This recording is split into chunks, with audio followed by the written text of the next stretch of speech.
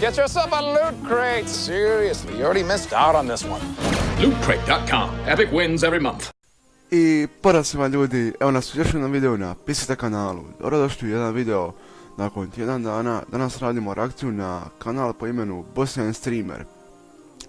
Kao što samo ime govori, Bosnian Streamer, ovaj kanal koji većinom radi streamove.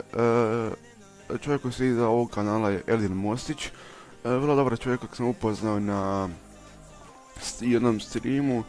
Gledam mu skoro svaki video, ali jedan dan nisam bio na YouTube-u iz nekih mojih razloga, to sad nije bitno, da se vratio mi na reakciju. Uglavnom, prije je on snimao neke video o bosanskim piramidama općenito i tako dalje, ali su mu ti videi ukinuti zbog nekog copyrighta, što po meni skroz nema smisla.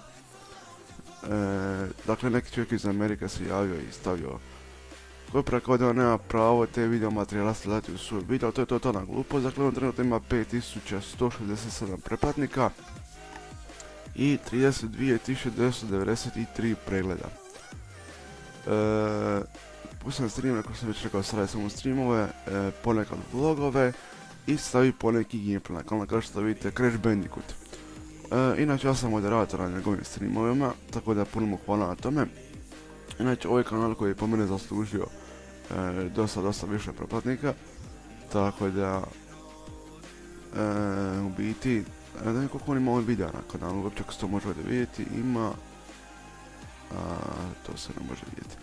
Ok, vidimo što ovdje piše. Hello friends and fellow YouTubers, my name is Eldin and I wish you warm welcome to my channel.